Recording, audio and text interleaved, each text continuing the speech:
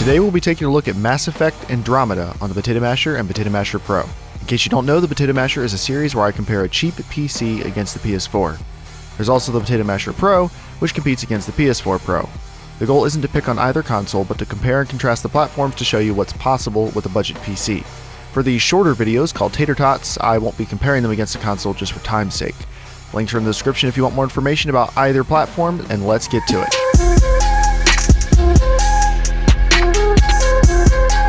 So ignore the negative hype around Mass Effect Andromeda.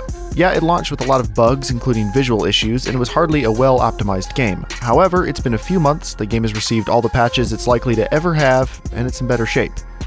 If you like the Mass Effect series, I think this one is absolutely worth checking out. The Masher runs the game at 1080p in high settings at 30 FPS. Andromeda has a dynamic resolution scaler, so you'll see the GPU usage maxed out a lot of the time. It runs all the way up to 100% and then drops resolution slightly to maintain a locked frame rate.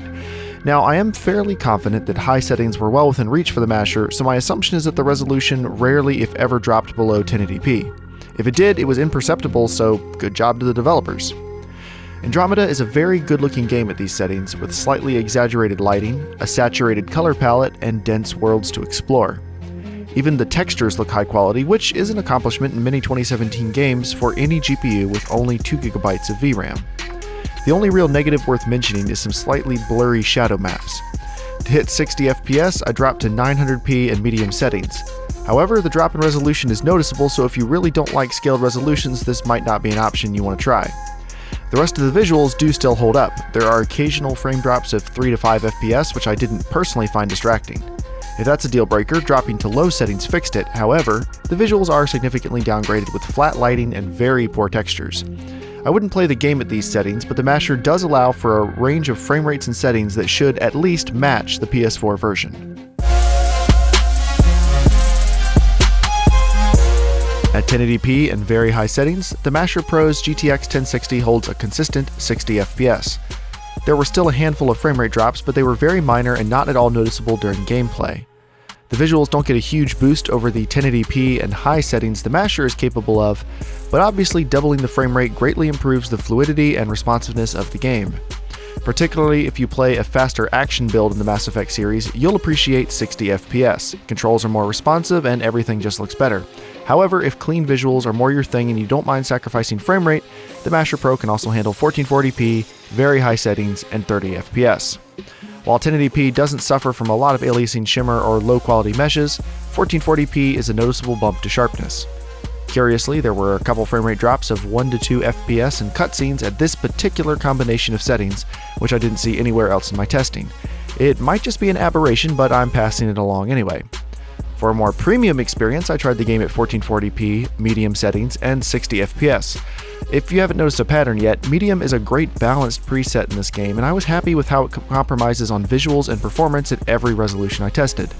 At 1440p, medium settings looks like it's about 90% the quality of very high settings, but of course 1440p has 70% more pixels compared to the Masher Pro at 1080p. Now the Masher Pro is supposed to be a budget high-resolution gaming rig, so of course I gave 4K a try. At medium settings again, it was largely consistent at 30 FPS. Aliasing shimmer didn't improve much over 1440p, unfortunately, but everything else about the visuals is even sharper and better looking. I know many people prefer 1440p and 144 FPS over anything 4K, and more power to you, but I can't get over how good modern games can look at high resolutions. Even with as good as resolution scaling is getting, 4K is still the king, and this sub $500 gaming PC can do it. Not bad, huh?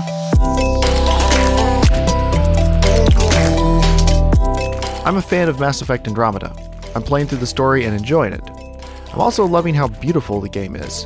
Even though I'm mostly playing on my personal gaming rig, the Masher and Masher Pro handle the game very respectably. The PS4 and PS4 Pro can't push 60 FPS at any resolution, and the PS4 Pro, while impressive at 1800p, can't handle full 4K. This isn't a comparison, granted, but the Mashers do a great job, and the only thing that might sway someone to the PS4 version of the game is HDR support.